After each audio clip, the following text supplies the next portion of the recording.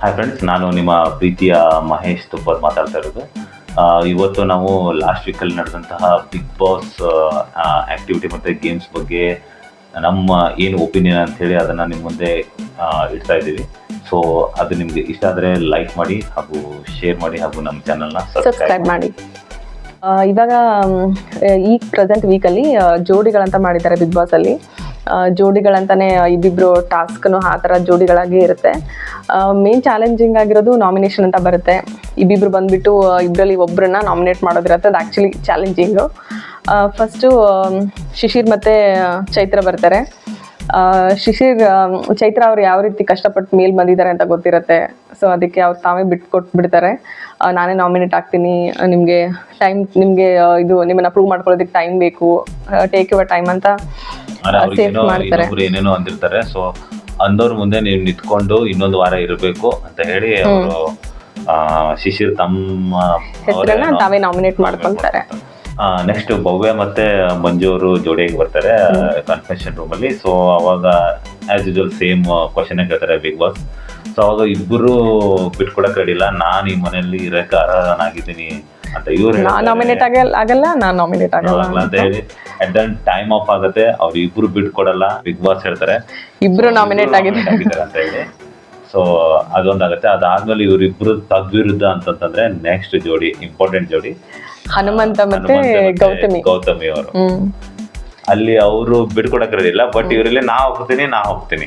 ಹನುಮಂತ ಅವರು ನಾನು ಹೋಗ್ತೀನಿ, ಅಕ್ಕ ನೀ ಇರು ಅಂತ ಅವರು. ಆಮೇಲೆ ಹನುಮಂತ ಅವ್ರಿಗೆ ನೀವು ನನಗಿಂತ ಜಾಸ್ತಿ ಒಂದ್ ಹೆಜ್ಜೆ ಮುಂದೆ ಇದ್ದೀರ ಅಂತ ನೀವು. ಸೊ ಇವ್ರು ಅಟ್ ದ ಎಂಡ್ ಇಬ್ರು ಬಿಟ್ಕೊಡಲ್ಲ, ನಾನು ಹೋಗ್ತೇನೆ ಅಂದ್ರೆ ಅಟ್ ದ ಎಂಡ್ ಕರೆಗೆ ಬಿಗ್ ಬಾಸ್ ಅವ್ರ ಡಿಸಿಷನ್ ಹೇಳ್ತಾರೆ. ಸೊ ಇಬ್ರು ನಾಮಿನೇಟ್ ಆಗಿದ್ದೀರಿ ಅಂತ ಹೇಳಿ ಇರೋ ಇಷ್ಟೋ ಒಂದು 16 ಜನ ಇರ್ತಾರೆ ಬಿಗ್ ಬಾಸ್ ಅಲ್ಲಿ. ಪ್ರತಿಯೊಬ್ಬರಲ್ಲೂ ಒಂದೊಂದು ವ್ಯಕ್ತಿತ್ವ ಕಾಣ್ತೀವಿ ನಾವು. ಜಸ್ಟ್ ಲೈಕ್ ಇವಾಗ ನೋಡ್ದಂಗೆ ಅವ್ರು ನಾಮಿನೇಟ್ ಆಗಕ್ಕೆ ರೆಡಿ ಇಲ್ಲ, ಇವಾಗ ನಾಮಿನೇಟ್ ಆಗಕ್ಕೆ ರೆಡಿ ಇದ್ದಾರೆ, ಅವ್ರು ಬಿಟ್ಕೊಡಕ್ ರೆಡಿ ಇದ್ದಾರೆ. ಒಬ್ರು ಅನುಕಂಪ ಅಂತ ತೋರ್ಸ್ಕೊಂಡು ಉಳ್ಕೊಳಕ್ ಟ್ರೈ ಮಾಡ್ತಾರೆ. ಸೊ ಇದೊಂಥರ ತುಂಬಾ ಚೆನ್ನಾಗಿದೆ. ನಾವೆಲ್ಲ ಜೋಡಿ ಬಗ್ಗೆ ಮಾತಾಡಿಲ್ಲ, ಸುಮ್ಮನೆ ಹೈಲೈಟೆಡ್ ಆಗಿರೋ ಸ್ವಲ್ಪ ಜೋಡಿನ ಪಿಕ್ ಮಾಡಿದೀವಿ ಅಷ್ಟೇ. ಓಕೆ, ಇದ್ರ ನಂತರ ಇನ್ನೊಂದು ಟಾಸ್ಕ್ ಬರುತ್ತೆ. ಟ್ರಂಪ್ ಕಾರ್ಡ್ ಅಂತ ತ್ರಿವಿಕ್ರಮ್ ಅವ್ರಿಗೆ ಇನ್ನೊಂದು ಜೋಡಿನ ಇನ್ನೊಂದು ಲೇಡಿ ಜೋಡಿನ ಸೆಲೆಕ್ಟ್ ಮಾಡಬೇಕು ಅಂತಂದು. ಅವಾಗ ಇರುವಂಥ ಎಲ್ಲ ಹುಡುಗಿರ್ನು ಕರೆದ್ಬಿಟ್ಟು ಕೇಳ್ತಾರೆ. ಸೊ ನೀವು ನಿಮ್ಮ ಪ್ರೆಸೆಂಟ್ ಇರೋ ಜೋಡಿನ ಮುರಿದ್ಬಿಟ್ಟು ನೀವು ತ್ರಿವಿಕ್ರಮ್ ಅವ್ರ ಜೊತೆ ಹೋಗಕ್ಕೆ ಇಷ್ಟಪಡ್ತೀರಾ ಇಲ್ವಾ ಅಂತ ಆಸೆ ತೋರಿಸ್ದಂಗೆಲ್ಲ ಬಿಗ್ ಬಾಸ್. ಬಟ್ ಇನ್ನೊಂದು ಅವ್ರಿಗೆ 100 ಪಾಯಿಂಟ್ಸ್ ಆಲ್ರೆಡಿ ಇರುತ್ತೆ. ಸೊ ಅದನ್ನ ಒಬ್ಬೊಬ್ರನ್ನೇ ಕರೆದ್ಬಿಟ್ಟು ಕೇಳ್ತಾರೆ. ಅವಾಗ ಐಶ್ವರ್ಯ ಒಬ್ರು ಬಂದ್ಬಿಟ್ಟು ಇಲ್ಲ, ನಾನು ಪ್ರೆಸೆಂಟ್ ಜೋಡಿ ಜೊತೆನೆ ಕಂಟಿನ್ಯೂ ಮಾಡ್ತೀನಿ, ನನ್ಗೆ ಇಷ್ಟ ಇಲ್ಲ ಅಂತ ಹೇಳಿದ್ರು. ಅದು ಹೇಳಿರೋದು ಆಕ್ಚುಲಿ ಎಲ್ಲರಿಗೂ ಇಷ್ಟ ಆಯ್ತು.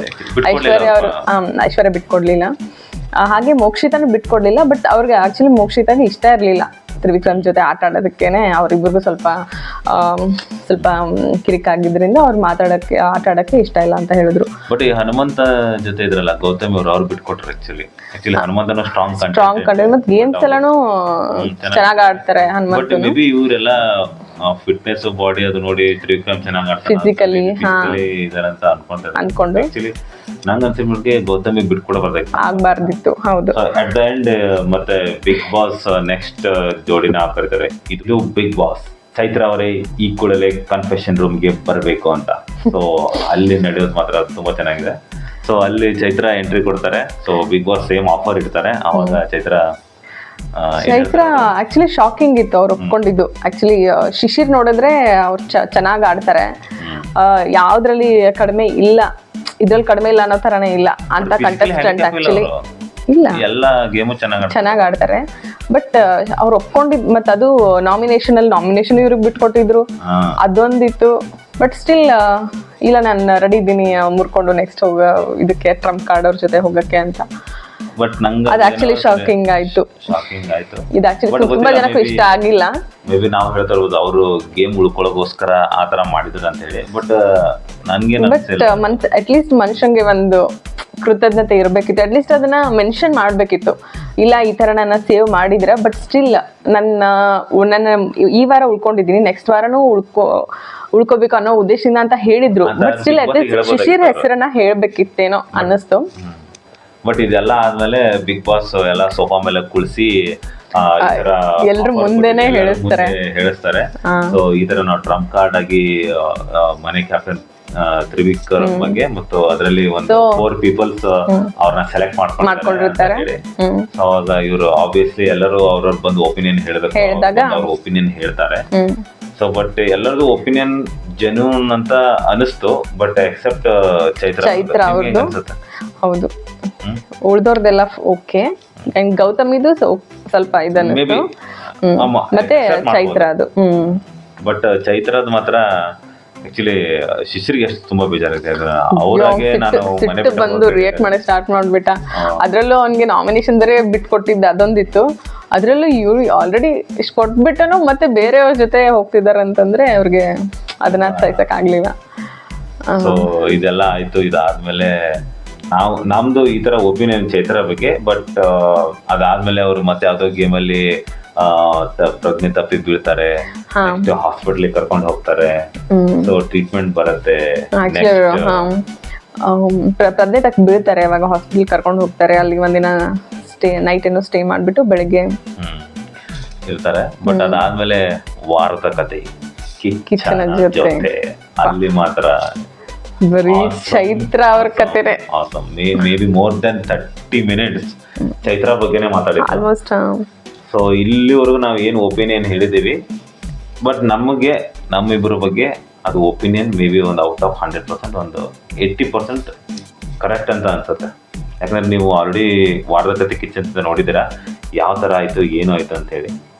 ಸೊ ಆಬ್ವಿಯಸ್ಲಿ ಈಗ ಏನೋ ಬಿಗ್ ಬಾಸ್ ಏನೋ ಅವ್ರದ್ದು ಒಂದು ಸ್ಟ್ಯಾಂಡರ್ಡ್ ರೂಲ್ಸ್ ಇದೆ. ಯಾರು ಆರಾಮಿಲ್ಲ ಅಥವಾ ಏನೋ ಬಿದ್ದರು ಏನೋ ಆಯಿದ್ರು ಹಾಸ್ಪಿಟ್ಲಿಗೆ ಕರ್ಕೊಂಡು ಹೋಗ್ತಾರೆ, ಅಥವಾ ಅದು ಒಂದೇ ರೀಸನ್ ಅಲ್ಲ. ಮತ್ತೆ ಇನ್ನೊಂದು ಪರ್ಸನಲ್ ಪ್ರಾಬ್ಲಮ್ ಆದಾಗ ಅವರು ಮನೆಯಿಂದ ಕರ್ಕೊಂಡು ಹೋಗ್ತಾರೆ.